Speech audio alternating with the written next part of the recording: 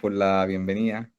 Y muchas gracias a todos los asistentes. La verdad es que este curso lo hemos diseñado y Nicolás me ha empujado también a hacerlo, principalmente porque son dudas muy frecuentes de personas, acompañantes, que viven con demencia. Y la idea es tratar de abordar hoy día todas las cosas que no se necesariamente se abordan en la profundidad en una consulta médica. Son esas cosas que no es necesariamente el tratamiento farmacológico o no es necesariamente el examen en específico, pero que sí afectan de gran manera en el cómo nos relacionamos con una persona con demencia y cómo nos, ¿cómo se llama? Eh, Organizamos un plan de cuidado. Entonces voy a presentar, denme un segundito para poner la pantalla, denme un segundito, ahí, perfecto, súper. Entonces, ¿por qué hablar de demencia y por qué este tema es importante? Lo primero es comentarles que como población estamos envejeciendo extremadamente rápido. Estos son los datos que se muestran de Chile, los distintos censos. Entonces en su pantalla van a ver el censo del 92, el del 2002, el 2017, y en amarillo vamos a ver la representación de las personas mayores, que pasamos de un 6,6% en el 1992 hasta un 11,4% el 2017, y ahí está bien chiquitito porque las estimaciones actuales son basadas en el, 2000, en el censo del 2017, pero estamos esperando el que acaba de salir, y probablemente cambien estos números, pero para que tengan una idea en general, actualmente se espera que estemos alrededor del 15% de personas mayores, y esto va a aumentar al doble casi en el año 2050, que al 30%. Esto es extremadamente rápido. Hay pocos países en el mundo que han tenido transformaciones demográficas tan rápidas como las que estamos viendo hoy en nuestro país. Para que tengan una idea, existe una medición de la rapidez en que se produce el envejecimiento poblacional, que es cuántos años se demora un país en que las personas mayores representen del 10 al 20% de la población. Ese es un cambio que Francia, Inglaterra hicieron entre 75 y 100 años, y un cambio que en Chile se va a demorar más o menos 25 años. Entonces estamos envejeciendo dramáticamente rápido. Y estamos envejeciendo porque estamos viviendo más años, ¿ya? Estamos extendiendo la vida de años vividas. Es decir, como se muestra en la segunda línea, estamos viviendo más años. Pero los años de vida que ganamos no necesariamente son años de vida saludable. Y es así que es más frecuente ver a personas que viven con enfermedades crónicas y degenerativas, personas que viven con un infarto y las consecuencias de un infarto, o viven con cáncer y tratamientos crónicos y enfermedades degenerativas como la demencia. Eso hoy día cada vez lo vemos más frecuente. Yo siempre doy el ejemplo de mi abuelo, que murió muy joven, el papá de mi papá, y probablemente de un infarto muy grande, y probablemente hoy día no hubiera muerto de este infarto muy grande, pero hubiera vivido con las consecuencias o con las limitaciones de una insuficiencia cardíaca producto de este infarto al corazón. Ahora, ¿qué tan frecuente es la demencia en Chile? Hay distintas estimaciones. Está la estimación de la doctora Slachewski, que es una académica muy importante en Chile que estudia demencia y que rondea al 1% de la población en general, pero es más importante en las personas sobre 60 años, obviamente, y eso es más o menos un 7% de la población general, pero la verdad es que esto va aumentando. Se estima que el 45% de las personas sobre 80 años tiene algún grado de deterioro cognitivo.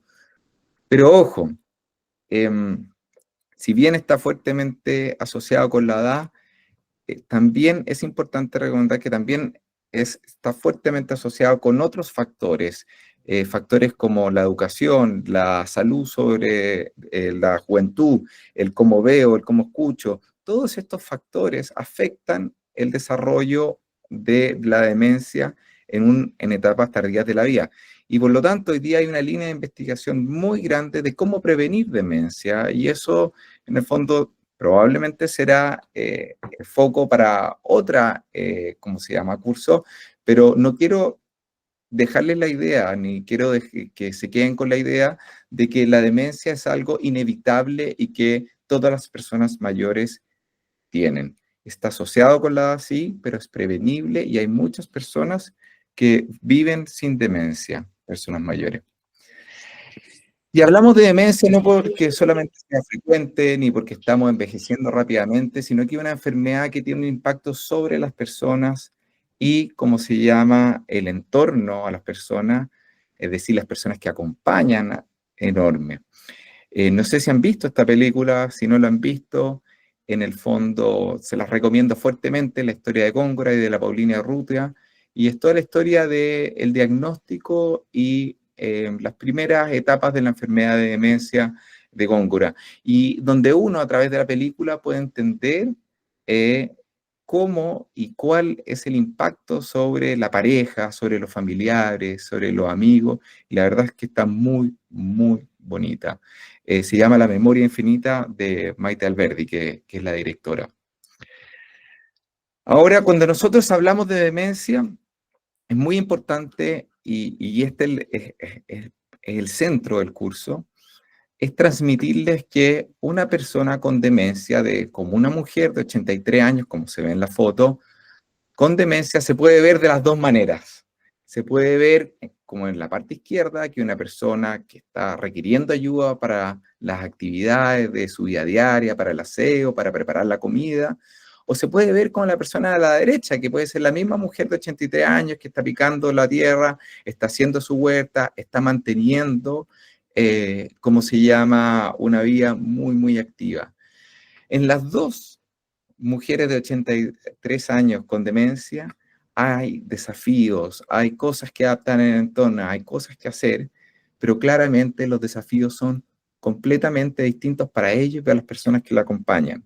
Y por lo tanto, cuando hablamos de demencia y cuando hablamos de desafíos para las familias, tenemos que hablarlo por etapas. Estos son escaleras en el Huayna Picchu, en Perú, eh, que reflejan muy bien que la demencia es una enfermedad que tiene distintas etapas y las distintas etapas son extraordinariamente diferentes unas de otras, con desafíos completamente distintos.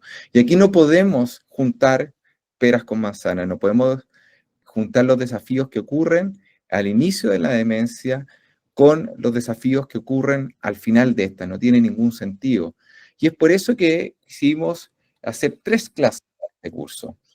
Los desafíos que ocurren en la etapa leve, en la etapa moderada y en la etapa avanzada.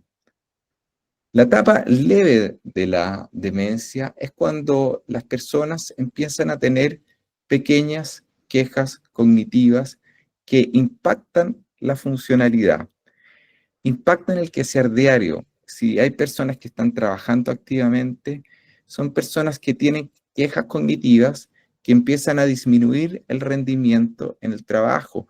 Ya no podían hacer las mismas tareas que normalmente podían, o personas que se hacían tareas laborales están teniendo impacto en sus tareas que hacen normalmente en la casa, como puede ser, en el fondo, cocinar o, ¿cómo se llama?, pagar cuentas.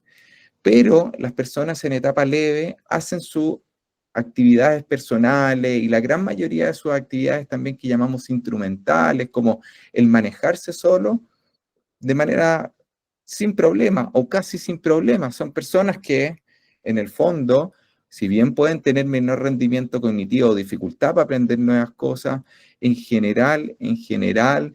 el fondo pueden seguir manejando su teléfono celular, pueden seguir, en el fondo, si es que todos los días salían y iban a la esquina a comprar algo, lo pueden hacer, siguen, en el fondo, pudiendo practicar actividades sociales sin mayores dificultades. Es decir, son personas que tienen algunas limitaciones, algunos pequeños problemas, pero no necesitan de otra persona que esté necesariamente permanentemente al cuidado de otro al lado, cuidándolo o supervisándolos. Lo que es distinto que en la etapa moderada. En la etapa moderada, las personas ya requieren de una asistencia más permanente porque técnicamente lo llamamos a que necesitan asistencia para las actividades instrumentales. Ya no pueden, en el fondo, calentarse la comida, ni comunicarse, en el fondo, con un teléfono o por otro medio, en el fondo, en caso de necesitar ayuda, o tal vez para coger la ropa, en el fondo tienen más dificultades.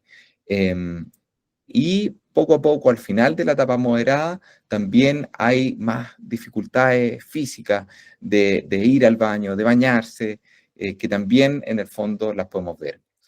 En la etapa moderada también hay trastornos de la conducta, hay alucinaciones, hay ideas fijas permanentes, hay que se llaman delusiones, hay agitación, hay en el fondo apatía, que es la falta de incentivos en las cosas, que esto no ocurre en todas las personas con demencias, pero sí puede ocurrir en el fondo en distinto grado en muchas de ellas. Y también está la etapa avanzada, que en la etapa avanzada principalmente vemos un deterioro muy significativo de la capacidad física. Vemos que las personas en el fondo, pierden en el fondo la capacidad para hacer sus actividades básicas de manejo, de locomoción y aseo. Son personas que empiezan con incontinencia y con pérdida, en el fondo también de la parte motora y también del habla, de manera muy significativa, y que empiezan a tener complicaciones muy asociadas a los problemas de movilidad reducida, que son heridas por presión, infecciones frecuentes, problemas de deglución, que ya las conversaremos más adelante. Pero el día de hoy nos vamos a enfocar en la primera etapa. En la primera etapa, si bien hay muchos desafíos y muchas cosas difíciles, hay dos cosas que son muy claves, que es cómo hacer un diagnóstico. Para las familias es difícil guiar a sus familiares en hacer el diagnóstico, y después cómo es la transición de la autonomía total a la asistencia para algunas cosas, dónde se ponen los límites, dónde respetamos también la autonomía para, en el fondo, el ejercicio de muchas actividades que las personas sí son capaces. Partamos con lo primero, partamos con el diagnóstico. Lo primero es que no toda queja de memoria es necesariamente, en el fondo, una demencia. Muchas veces en mi consulta hay personas que llegan con frases como que se me olvidan los nombres de algunas personas o se me pierden las llaves. Yo les digo a mí también de repente, esto no es en el fondo algo que una queja de memoria en una persona mayor se equivale a una, como se llama, enfermedad que afecte la memoria de manera degenerativa, como es una demencia. La demencia puede presentarse con mayor frecuencia a las personas durante la vejez, pero muchas personas mayores viven y fallecen sin demencia, y eso es muy, pero muy importante. Ahora, durante el proceso de envejecimiento también hay cambios cognitivos que son normales y que no son en el fondo necesariamente en el fondo demencia. Pueden existir cambios cognitivos esperables y están principalmente relacionados con la velocidad de procesamiento, con la rapidez de procesamiento en las distintas áreas de la cognición. Hoy día esto no es como apagar un dimmer en el fondo donde hay más o menos velocidad. Hoy día hay mucha estudio en el fondo de cómo empieza a funcionar el cerebro durante el proceso de envejecimiento, y probablemente tenemos mucho que aprender, y hoy día entendemos que esto hay reclutación a medida que hay dificultades en algunas áreas del cerebro. También hay reclutamiento de áreas que no ocupaban durante, o que las personas no ocupaban durante sus etapas más jóvenes y que sí se empiezan a ocupar durante el proceso de vejez. Así que sí hay cambio esperable, hay disminución en la velocidad de procesamiento, pero probablemente el cómo funciona la cognición durante la vejez es un proceso muy complejo del cual tengamos que aprender mucho en el futuro. Pero el mensaje principal es que, por favor, que se olviden los nombres o que se pierdan las llaves no es igual a la demencia. Pero es bien enredado, y ustedes, como están esos audífonos en la foto, porque algunas personas que viven con deterioro cognitivo, con demencia, no reconocen sus propias fallas, y por otro lado, personas que sí reconocen fallas, si uno las sigue en el futuro, igual pueden tener problemas significativos de memoria. Entonces, aquí creerle solamente al síntoma, a decir, yo tengo quejas de memoria y por lo tanto tengo una demencia, es muy difícil. Porque personas que lo pueden sentir pueden no tener ningún problema y personas que no lo pueden sentir sí lo pueden tener. Entonces, aquí se necesita un proceso diagnóstico estructurado donde las familias son claves porque son los primeros en detectar las fallas que son importantes. Perdón. Ahora, ¿cómo se hace este proceso diagnóstico estructurado? Se hace en 3 etapas. La primera, una entrevista clínica. La segunda, una evaluación de la capacidad cognitiva. Y la tercera, con exámenes, con neuroimágenes que hace referencia a resonancias magnéticas de cerebro o escáneres de cerebro y exámenes de sangre y orina.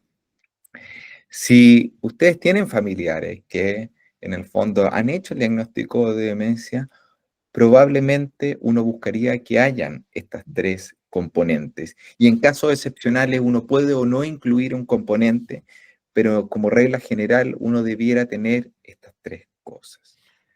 Partamos con la entrevista clínica. ¿Qué buscar? Lo primero es entender cuáles son los olvidos patológicos, aquellos que sí son importantes y que no son como la pérdida de llaves que acabo de mencionar anteriormente.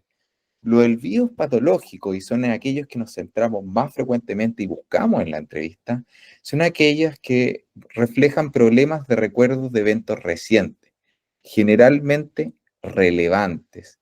La persona se vuelve repetitiva, lo que la detectan las personas, y en el fondo, en generalmente genera un olvido que llama la atención al resto. Esto, por ejemplo, es que si tuvimos una visita ayer o yo estuve con, pongamos un caso teórico, con alguien que quiero mucho, mayor, y tuve una visita el día de ayer, conversamos, estuvimos juntos, y el día siguiente me dice, pero si no, ¿cómo hemos conversado? O esto en ningún momento lo tocamos. Y esto no fue un comentario a la pasada, sino que fue algo, un tema sensible. Por ejemplo, nos íbamos a poner de acuerdo en cómo íbamos a organizar las vacaciones. Y al día siguiente es como si esa persona me dijera, ese tema nunca lo conversaba contigo. O si acordamos, por ejemplo, que yo pido ayuda, mañana nos encontramos para poner ¿cómo se llama?, para arreglar algo y al día siguiente, en el fondo, esa persona me dijera, nosotros no nos hemos puesto de acuerdo. Em, Esos eventos donde hay una laguna de lo que ocurrió recientemente, el día anterior, o en el fondo el mismo día, en horas previas, es muy importante, sobre todo si esto no es algo que sea de baja importancia, sino de alta importancia, en donde esa persona tuvo atención y tuvo el foco, y que al tratar de mencionarle, en el fondo, este evento, no hay elementos que esa persona dijo, uy, se me olvidó, perdona, o esa persona no es capaz de evocar con claves. Es decir, al decirle, mira, ayer yo estuve contigo, vine y conversamos este tema, y esta persona absolutamente lo tiene borrado, no recuerda en ningún momento, pese a que yo le entregue claves. El que se haya olvidado de esa conversación, pero al mencionarse y volver a decir, pucha, sí, tienes toda la razón, se me olvidó, es normal, pero el no lograr evocarlo es un olvido patológico. Y dado que estas cosas las personas se vuelven repetitivas.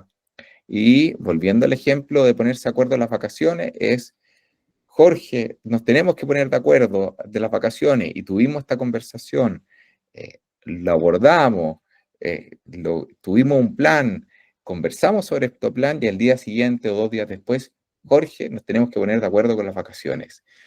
Dado que la persona se le olvidó esa conversación, se le olvidó ese plan, lo vuelve a preguntar. Y esos, en el fondo, es de los primeros signos detectados por la familia. Pero el cerebro es más complejo que solamente memoria. El cerebro, nosotros tenemos, en el fondo, la capacidad visoespacial, el reconocer dónde estamos, la capacidad de razonar, la capacidad del lenguaje, la capacidad de la conducta, una serie de capacidades. Y por lo tanto, cuando hablamos de cognición y demencia, es decir, pérdidas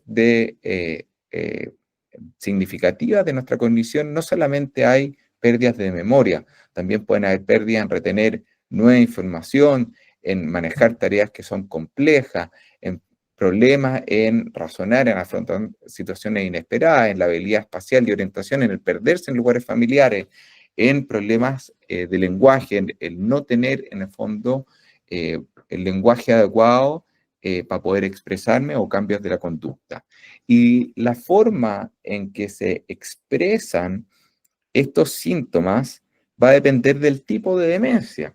Y es así que en las personas que tienen enfermedad por Alzheimer, tienen problemas específicamente en memoria al principio. Por eso nosotros tenemos tanto énfasis en la memoria. Pero, por ejemplo, personas que tienen o se presentan con enfermedad frontotemporal, la memoria está muy bien a momentos iniciales, pero son los problemas de conducta y de lenguaje los que se empiezan a manifestar tempranamente, o personas que tienen demencias por cuerpos de Levy, que tienen problemas principalmente de atención y visoespaciales. Entonces tienen en el fondo tempranamente problemas de perderse en lugares familiares. Ahora, otra cosa que es muy importante es en qué momento ocurren o con qué temporalidad ocurren estas quejas cognitivas. Y esto es súper importante. Muchas personas llegan a mi consulta diciendo como hace 2 semanas o hace un mes hay problemas cognitivos y por lo tanto yo creo que esto es una demencia.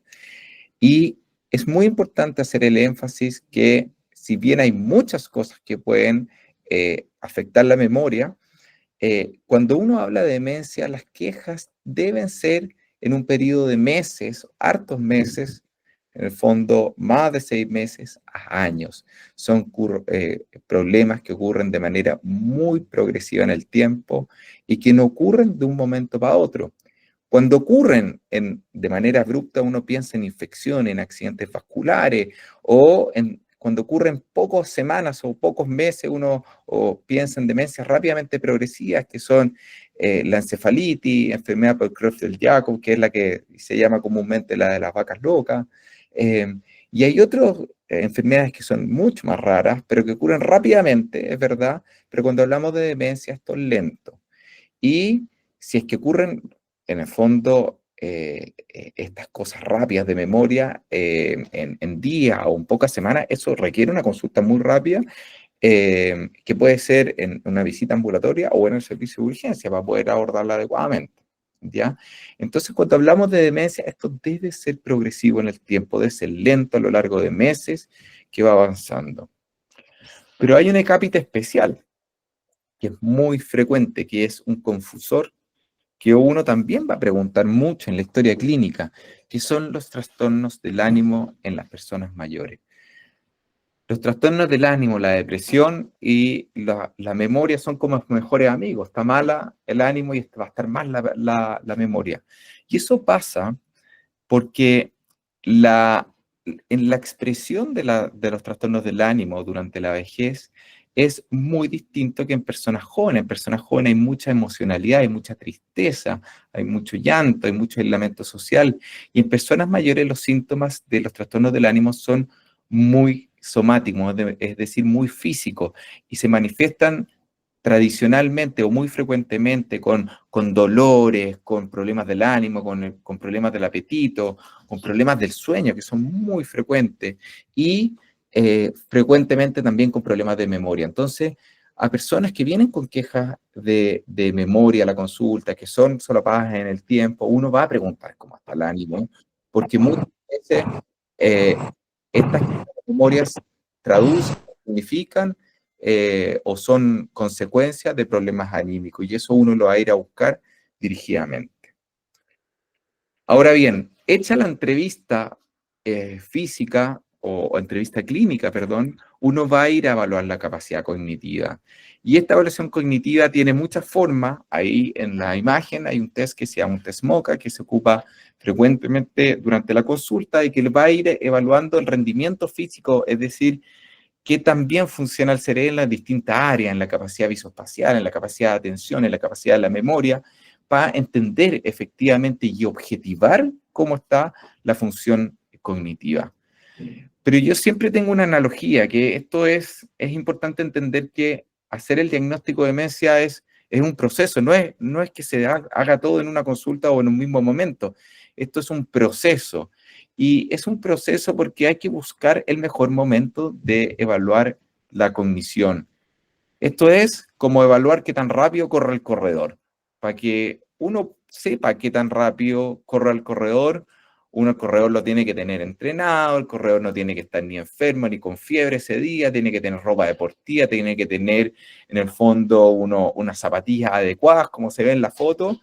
Y por lo tanto, cuando hay personas que escuchan mal o ven mal o están levemente deprimidos o ocupan medicamentos, en el fondo que pueden afectar la función cognitiva, uno muchas veces espera, le pone pausa, mejora en el fondo lo más posible la condición o el rendimiento cognitivo y después uno va a hacer en el fondo la evaluación cognitiva para principalmente evitar hacer diagnósticos erróneos, diagnósticos donde uno tenga una evaluación en el fondo que salga alterada, pero en verdad era porque escuchaba mal o veía mal.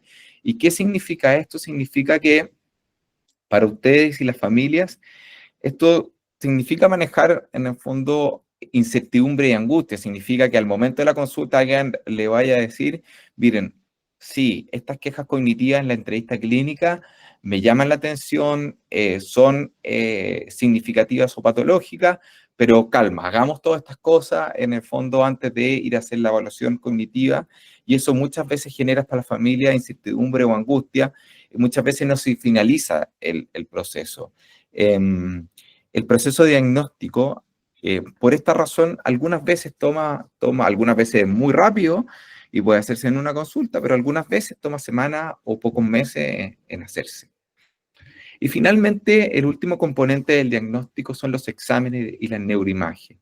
Y uno los toma principalmente para descartar otros diagnósticos que puedan afectar la memoria. Por ejemplo, hematomas subdurales, que son hematomas que se producen entre el cráneo y el cerebro, o déficit de vitaminas que pueden afectar en el fondo la cognición. Y también para orientarnos, uno ocupar los exámenes para el tipo de demencia, si esta es una demencia por Alzheimer, por demencia vascular. Ahora, muchas veces también las personas en el fondo tienen las dudas porque uno dice, bueno, me salió bien el cerebro en el escáner y por lo tanto no hay demencia. No, esto es solamente para descartar otras enfermedades y muchas personas con demencia tienen un escáner normal. Ya, esto es solamente una foto, el escáner, y lo que realmente manda o hace el criterio diagnóstico es principalmente la evaluación del rendimiento físico que conversamos anteriormente.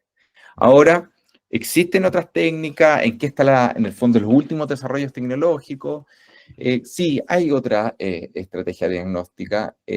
Están el PET que mide unas moléculas específicas que se ocupan en la enfermedad de Alzheimer, o también uno puede hacer una muestra del líquido cefalorraquídeo, que son muestras que se toman en el fondo de un pinchazo en la columna lumbar para sacar líquido que baña al cerebro, y uno mide niveles de amiloide o de proteína tau, que son exámenes que se hacen muy excepcionalmente, que existen, pero se ocupan excepcionalmente para mejorar o apurar el diagnóstico de demencia. Eso lo ocupamos poco frecuentemente, pero también es importante que sepan que existen.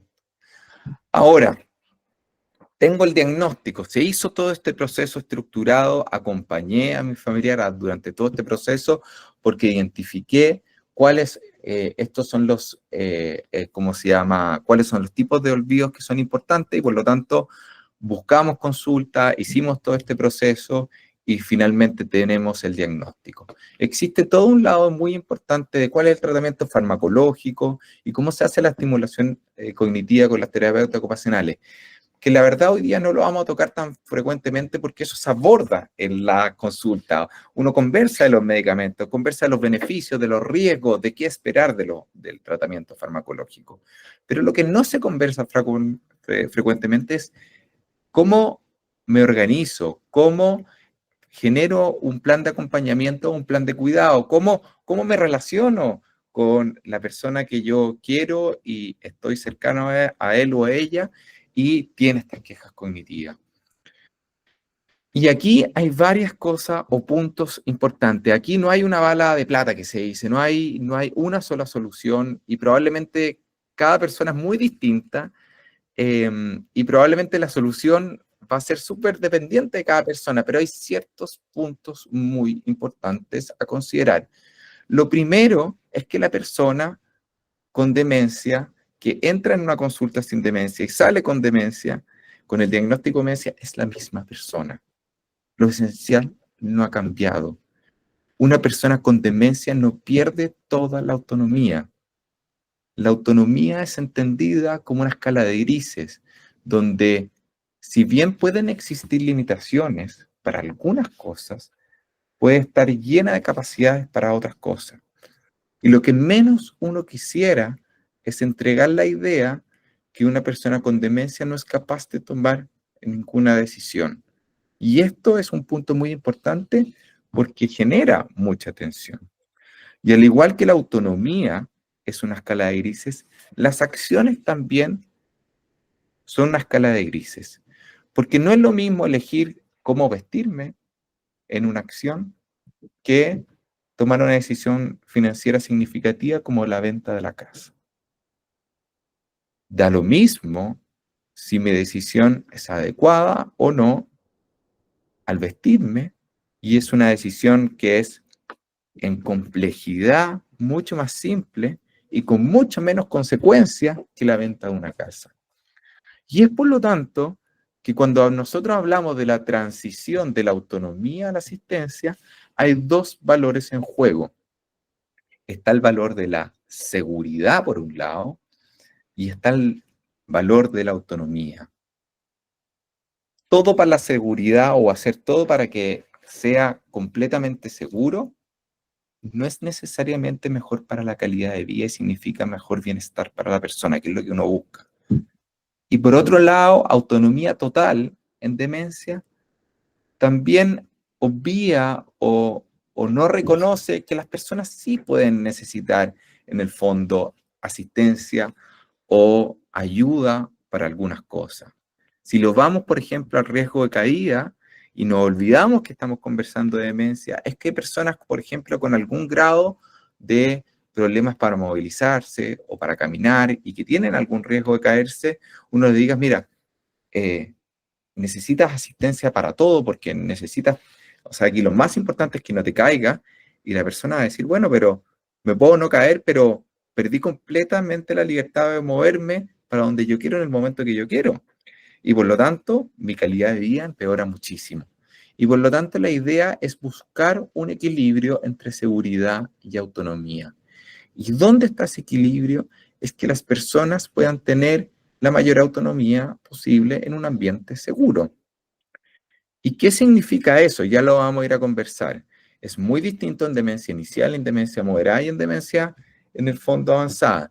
Pero en demencia inicial la pregunta es, ¿qué áreas son inseguras en demencia leve o inicial? Pueden haber muchas áreas, pero me voy a enfocar principalmente en tres áreas claves que nosotros vemos que han o frecuentemente hay problemas.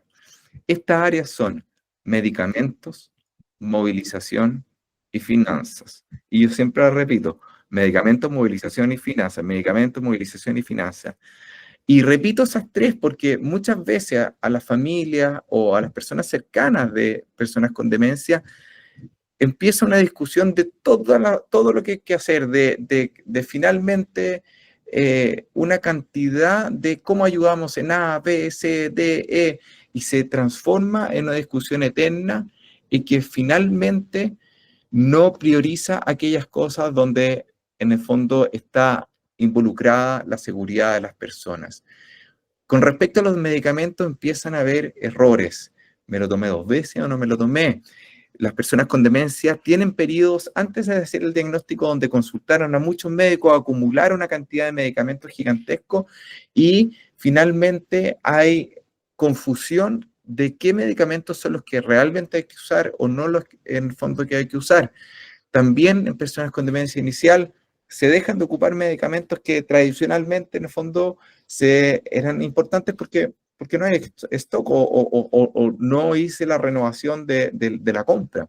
Y son errores que para personas que viven con demencia y frecuentemente tienen otras enfermedades significativas, puede ser muy peligroso el uso de anticoagulantes o el doble dosis e interacción de medicamentos puede ser llegar a visitas en urgencia, complicaciones y una serie de cosas que no son teóricas y las vemos frecuentemente.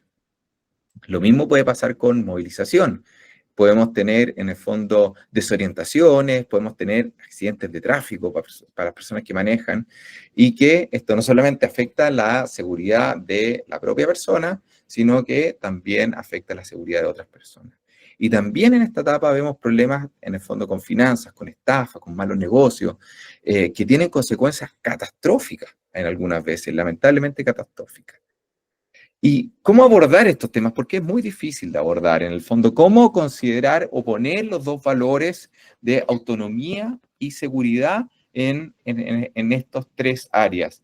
Y muchas veces yo doy el ejemplo de, en el fondo, las azafatas que están en el avión. Que las azafatas en el avión, antes de despegar, dicen cross-check y reportar, que es que hay dos azafatas, una encargada de cerrar cada puerta del avión, y se tienen que cruzar las miradas, mirar lo que hizo la otra, en el fondo, azafata y asegurarse que esté cerrada la puerta.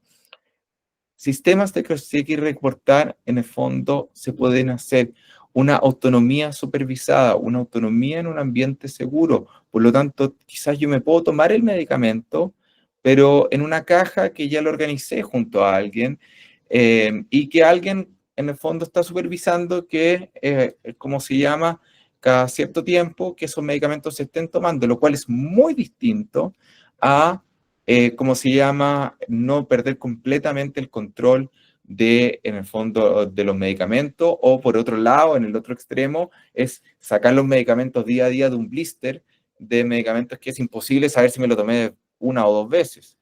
De nuevo, aquí no quiero decir que en el fondo la caja de medicamentos es la solución para todas las personas, pero quiero transmitirlo como ejemplo que es o puede ser la solución para algunas personas, una solución intermedia. Lo mismo que con los relojes, por ejemplo, con rastreo de GPS, personas que tienen o caminan y tienen demencia inicial y se movilizan y hacen su rutina, por ejemplo, a comprar al pan a un lugar familiar y cercano todos los días y que pueden no tener, la gran mayoría de las veces no tener problemas, el tener un reloj de rastreo y avisarle a las personas clave, en el fondo, que esta persona tiene esta enfermedad y que si lo ven en necesidad de ayuda, que tengan el teléfono para donde llamar, puede permitirle a esa persona que haga su rutina como la hacía la gran mayoría de las veces, pero en un ambiente mucho más seguro, porque si se llega a perder, las consecuencias son mucho menores, son mucho menores. Y antes de terminar, un acápite específico sobre los certificados de indemnidad cognitiva, el que se le llama el certificado de lucidez. Probablemente ustedes han visto en el diario muchas cartas al editor sobre esto. Y que es un punto súper importante porque en el fondo es un punto donde pone en jaque la autonomía de las personas. El certificado de lucidez es un certificado que frecuentemente piden las notarías y lo piden a los geriatras, psiquiatras y neurólogos diciendo no hay ningún problema cognitivo. Este certificado no refleja un espíritu de autonomía gradual que le acabo de explicar. Esto es como, ¿tiene o no tiene limitaciones? Y la verdad es que como profesional, en el fondo, a nosotros nos complica un poco porque las personas con demencia siempre tienen, en el fondo, o pueden expresar distintos grados de autonomía y limitar completamente la autonomía de un principio nos parece que no es lo correcto. Pero sí creo, y se los menciono, que resolver los temas administrativos y legales en etapas tempranas de la enfermedad es un objetivo también. Y por lo tanto, cuando las quejas iniciales cuando las quejas cognitivas, perdón, son iniciales y no limitan la expresión de la voluntad, es súper, en el fondo, razonable y deseable buscar en el fondo personas de confianza elegidas por la misma persona para poder acompañarlo y tener un poder amplio para hacer los trámites legales para adelante, porque si no, la verdad es que esto es súper difícil en etapas más avanzadas. Y cuando están las etapas más avanzadas, en el fondo, y las personas ya es más difícil expresar en el fondo voluntad para ayudar en hacer estos trámites legales, corresponde hacer un proceso de interdicción que la verdad es que es más complejo. No es que sea extraordinariamente complejo, pero tiene un impacto para las personas que acompañan, para las personas con demencia, y tiene en el fondo demora aproximadamente 6 meses en realizarse. Entonces, y sin querer alargarme mucho más, las demencias son cada vez más frecuentes. Si bien hay mucho que hacer en prevención, probablemente durante las próximas décadas veamos un aumento de esta enfermedad porque estamos envejeciendo como población muy rápidamente. Y los desafíos para acompañar y cuidar varían y son enormemente distintos entre una etapa y la otra.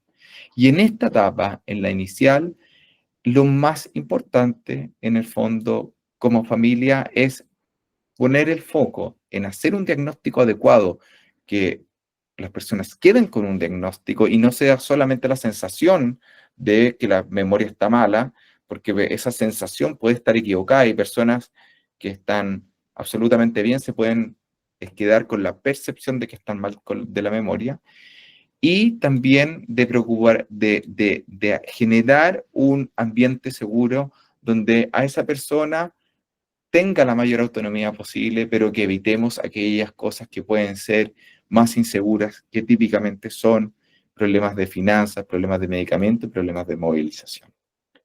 Eso, sin querer demorarme más, les quiero comentar que este curso va a tener 3 etapas y en la próxima, en el fondo clase, el próximo jueves, vamos a conversar de los desafíos de la etapa moderada, que son bien distintos a los de esta etapa.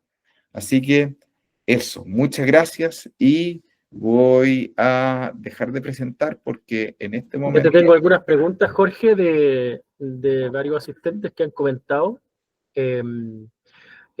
Domi Sura ha estado bien activa en el chat. Voy a tratar de leerte rápido algunas preguntas. Hay unas bien interesantes, de hecho.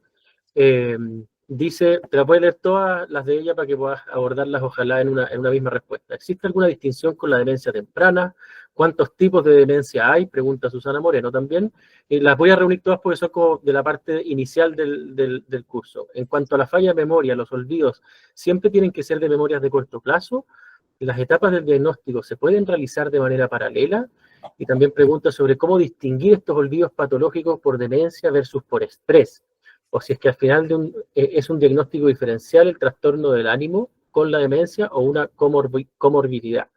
Entonces, hay pregunta por un tema más específico aún, si estos diagnósticos diferenciales es mejor que se realice un MOCA, un WISE u otra batería de evaluación cognitiva. Son varios, si quieres te puedo repetir algunas, y tengo otras preguntas de otros asistentes también que están bien interesantes, pero de repente tratemos de atacar esas. Voy a atacar la primera, ya. Súper buenas preguntas. Miren, la verdad es que esto da para conversar eterno, ya. Y también quiero quiero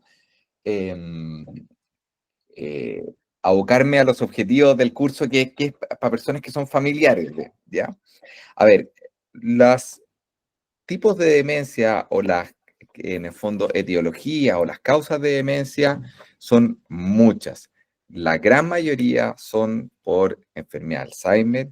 En segundo lugar está la enfermedad, en el fondo, vascular, que son microinfartos o infartos cerebrales en algunas áreas clave del cerebro encargada de la memoria, que afecta a la memoria. La enfermedad por cuerpos de Levy, la enfermedad frontotemporal, y después hay unas más que en el fondo son mucho más raras que atribuyen como menos del 5% de las causas.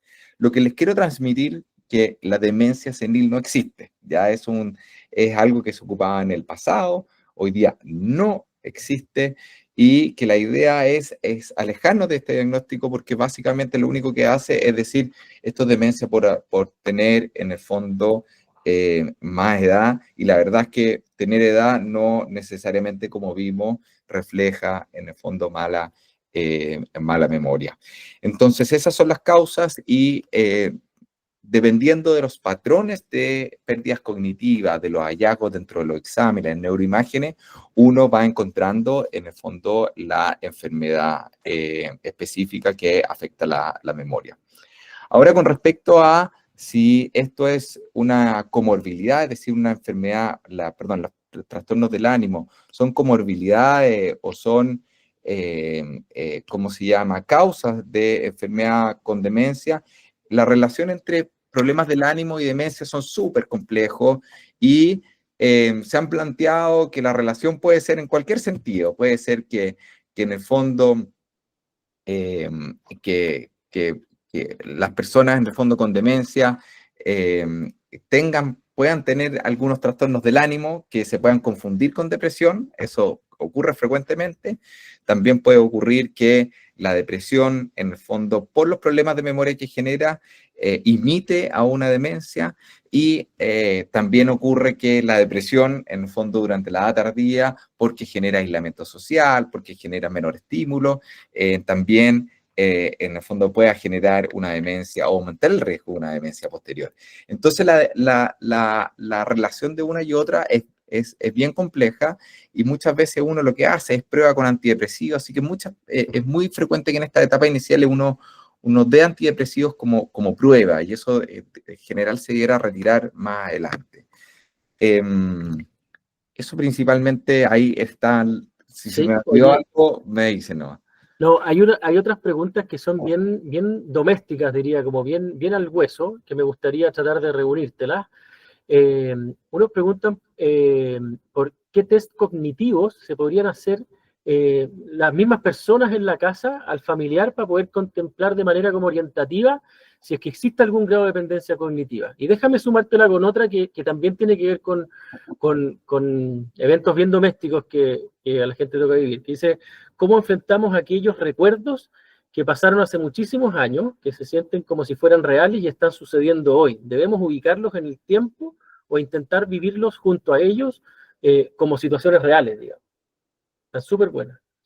Súper buena la pregunta. Temporalidad. A ver, con respecto a los test cognitivos, a ver, es una pregunta compleja. A ver, los test cognitivos dependen mucho de ¿cómo se llama?, de la educación y el rendimiento previo a la persona. Por lo tanto, el test cognitivo, si no tiene una historia clínica compatible, puede falsamente, en el fondo, llevarnos a tener ideas erróneas de cómo está la memoria. Personas, por ejemplo, que tienen o no han tenido una educación en el fondo completa, o tienen muchas limitaciones auditivas o visuales, en general, en el fondo pueden fallar en los test. Y aquí es muy importante hacer un match entre la historia de lo que estoy, en el fondo, viendo ¿cómo se llama?, el rendimiento cognitivo en un test. Lo más importante para ustedes no es el test, es el tipo de olvidos. Es el tipo de olvidos, estas lagunas mentales de los olvidos que ocurrió recientemente de cosas importantes que yo al dar clave no soy capaz de evocar. Eso es lo más importante y eso debiera motivar una, ¿cómo se llama?, consulta. Y esa consulta, en el fondo, debiera tener un proceso estructurado de diagnóstico, ¿ya? Y por eso me quiero alejar de darles como una herramienta fácil para saber si estoy bien o mal, porque incluso uno se queda con las dudas muchas veces y uno hace, en el fondo, test repetitivos cognitivos, lo que uno ve cambios en el tiempo. Entonces, el diagnóstico, la verdad es que es difícil.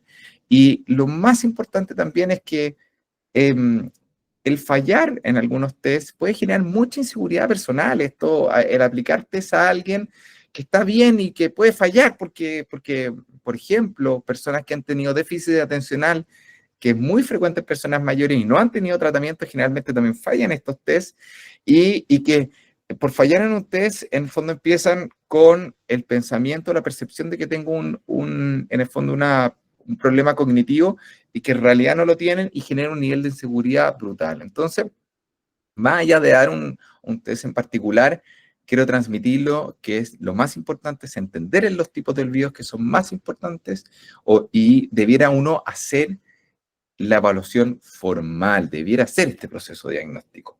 Ahora, con respecto a la temporalidad, que era la segunda patita de la pregunta, yo creo que hay que verlo caso a caso. En el fondo, esto ocurrió hace un año o pocos meses. En el fondo, lo que me encantaría poder escuchar un poquito más de los casos específicos, pero lo que les puedo decir que, sobre todo en enfermedad de Alzheimer, los recuerdos de, en el fondo, eventos tardíos y la historia personal de las personas, en general se mantienen muy bien en el tiempo y son cosas que no fallan. Son cajones que uno guarda en el cerebro de recuerdo y que uno es fácil de evocar. Y el problema de la enfermedad de Alzheimer es que es guardar ese cajón el que es difícil, guardar ese recuerdo y fijarlo en la memoria el que es más difícil, pero esos recuerdos que ya están fijados en la memoria en general son más fáciles de evocar. Y por lo tanto hay que ver si en el fondo estos problemas con temporalidades efectivamente, si fueron recientes, bueno, hace todo el sentido que puedan estar en contexto de una demencia, si no, uno tendría que entender bien en el fondo si no es alguna otra patología que lo está causando. Oye, Jorge, también hay varias preguntas que dicen relación con la comunicación con el familiar mismo que podría estar presentando síntomas de demencia. Por ejemplo, ¿qué hacer cuando uno detecta algo? Decírselo, decirle que lo hizo mal, no decirle nada. ¿Es recomendable que la persona con demencia sepa de su estado, como ser honesto en eso? Y por ahí preguntan también cómo ir tomando el mando, por ejemplo, de las platas sin herir los sentimientos del papá, que siempre se ha preocupado, etcétera. Hay un cuidado que hay que tener respecto de cómo uno va entrando en la conversación y en el comportamiento con ellos mismos. Sí. A ver, es súper bueno, yo creo que esta es la pregunta y probablemente para la gran mayoría es el problema principal. A ver, yo creo que es muy importante que hay personas que sí sienten estos problemas cognitivos con demencia inicial y que sí lo reconocen, ¿ya? Y aquí hay una diferencia entre salir del tabú y en corregir todo el rato. Hay una diferencia en decir, pero te dije que esto era así y cómo se te ocurre que está mal en el fondo, y corregir de esa manera, decir, mira, yo entiendo que tienes ciertas limitaciones, busquemos una solución para esto. Yo creo que en alguien que tenga problemas cognitivos, yo no voy a mejorar el rendimiento cognitivo de esa persona si en el fondo yo lo obligo a corregirse permanentemente. Lo que es distinto a estimular a tener más estimulación cognitiva, a tomar roles, pero el decir, a ver, ¿qué hicimos ayer? ¿Por qué no te acuerdas? ¿Por qué no te acuerdas? En el fondo eso no va a llegar a ningún lado, y lo único que va a generar es más inseguridad, más desconfianza, alejar un poquito la relación. Ahora, eso no quiere decir no esconder este problema, ¿ya? Esto quiere decir, en el fondo, hablarlo de una manera respetuosa, con la persona que lo está viviendo. Y yo creo a ver, sobre si las personas debieran saber su diagnóstico, yo creo que, claro, todos los que estamos en este Zoom, si nos preguntan hoy día, probablemente quisiéramos saber. Y, y es razonable o es difícil de esconder información que es muy importante para uno, si todo el resto de mi entorno lo sabe. Y lo más importante que las personas, aunque muchas veces no lo dicen en una primera instancia, muchas veces sienten en el fondo las quejas cognitivas. Y, y salir de la incertidumbre de qué es lo que tengo y tener un diagnóstico, creo que es muy importante para ordenarme, para decir las cosas, para entender o conocer mis limitaciones. Y en eso la película que le recomendé, que es La Memoria Infinita, lo menciona o lo expresa muy, muy bien. Yo lo invito a ver. Ahora, hay una situación que es particularmente difícil, que es cuando las personas no reconocen sus quejas cognitivas. Y no las reconocen porque hay una etapa muy precisa de la enfermedad donde no recuerdan sus olvidos. Y es muy particular de enfermedad de Alzheimer. Y en estas personas, la transición de la demencia, o sea, perdón, de la autonomía total a la ayuda, es particularmente difícil, porque es muy difícil en el fondo, o hay que ser muy delicado para no herir los sentimientos ni pasar a llevar la autonomía de las personas. Y aquí, en el fondo, este es un trabajo escondido de seguridad. Y es, en el fondo, conversar con las personas claves que tengo que conversar, que lo conocen en la calle por si conocen un problema, tratar de chequear las cuentas, en el fondo lograr un consenso para chequear las cuentas para que no ocurran grandes problemas financieros, pero darle la autonomía a la persona para que maneje, en el fondo, plata para hacer las actividades que normalmente hacía, para comprar las cosas que normalmente hacía, pero poniendo un cortafuego, por así decirlo, para que no hayan grandes desfalcos de los ahorros de la persona, para ir limitando poco a poco o reduciendo la probabilidad de letalidad en caso de un accidente automovilístico, que es muy distinto a manejar en carretera, a manejar en el fondo en un barrio conocido a menos de 40 kilómetros por hora, donde básicamente la probabilidad de un accidente fatal disminuye considerablemente, ¿ya? Jorge, a ver, están llegando varias preguntas más. Yo nosotros tenemos 2 sesiones más todavía y además quería comentarles que terminada esta sesión, a cada uno de ustedes les va a llegar un correo igual, en donde pueden responder a ese mismo correo para poder seguir haciendo preguntas. Sí quiero reunirte las últimas, también en honor al tiempo y el respeto al calendario que habíamos tratado de organizar. Porque hay algunas cosas que están generando dudas de lo que decía. Hay 2 o 3 personas que piden que puedas explicar un poquito mejor esto de la estimulación cognitiva, básicamente como de qué se trata y si una vez realizado el diagnóstico podemos tratar de realizar estimulación cognitiva ya en la casa de una manera también más no sé, informal, cotidiana, por así decirlo. Estoy tratando de interpretar las preguntas. Y también relacionado con esto de la conducta, preguntaban por cómo abordar también a veces estos cambios de conducta relacionados con la irritabilidad, ¿ya? Si podéis abordar también esos temas, por favor. Buenísimo. La irritabilidad, que en general es agitación en realidad, va a ser un tema principal de la próxima clase. Y la próxima clase vamos a hablar de los trastornos conductuales en demencia, que es todo un área y vamos a hablar la gran mayoría de la sesión en ello, porque es lo que más genera estrés del cuidado o de las etapas más difíciles, pero se da en etapas más avanzadas, se da en la etapa moderada principalmente. Entonces no es en esta etapa en especial. Entonces, eso viene, ¿ya? Ahora, con respecto a la estimulación cognitiva, el cerebro es un músculo que se estimula, ¿ya? Y el tratamiento de la demencia, específicamente en la enfermedad de Alzheimer, tiene mucho de tratamiento farmacológico y de generar estimulación cognitiva. La estimulación cognitiva puede ser con labores cotidianas del hogar y con estimulación cognitiva hecha por un profesional de salud, que es una terapeuta ocupacional. La estimulación cotidiana es atribuir los roles, es no quitar roles de cosas que pueden hacer las personas. Y aquí es hacer una rutina donde, en el fondo, la persona está incluida en las labores o roles normales de labor. Si esa persona, el rol era seguir, no tengo idea, era cuidar, por ejemplo, bueno, es mantener ese rol de cuidado. O si ese rol era cocinar, bueno, mantener ese rol de cocina. O si ese rol era, en el fondo, trabajar, ¿cómo puedo incluir o puedo hacer algunas labores de ese trabajo en el día a día? Y tratar de mantener o no quitar ese rol de las personas es muy importante. Aquí el concepto que tienes una enfermedad y necesito que te atiendan o voy a atenderte para cuidarte es erróneo. En el fondo aquí es cómo entendiendo que pueden haber limitaciones, puedo incluir ¿cómo se llama?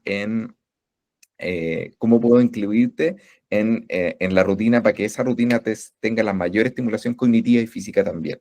Cognitiva y física y social, ¿ya?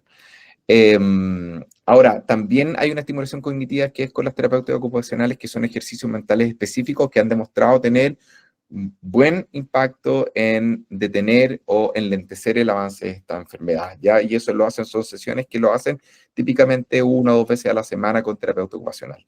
que pueden ser de manera individual o de manera grupal.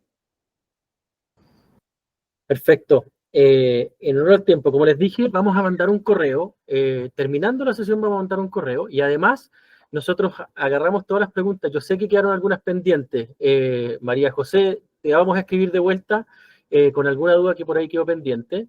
Pero las tenemos todas y prometemos ahí el contacto quizás más personalizado también por correo para no alargar tanto el curso y sabiendo que quedan también 2 sesiones más. Así que nada, les agradecemos enormemente la participación, esperamos realmente que les haya gustado y en este mail que les va a llegar es súper importante, nosotros les hacemos algunas preguntas a ustedes respecto de la misma metodología del curso, para que puedan evaluarlo, nos manden sus comentarios y si vemos oportunidades de mejora entre esta sesión y las siguientes, por supuesto que vamos a tratar de abordarlas. Bueno, así que eso, muchas gracias Jorge por la presentación, gracias a todos por el entusiasmo y las preguntas, creo que fue súper interesante esta primera parte y los esperamos a todos. Recuerden, el próximo jueves, nuevamente a la misma hora, vamos a usar el mismo link, pero no se preocupen que igual lo vamos a mandar más cercano a la fecha nuevamente, por si acaso alguien lo ha perdido. Bueno,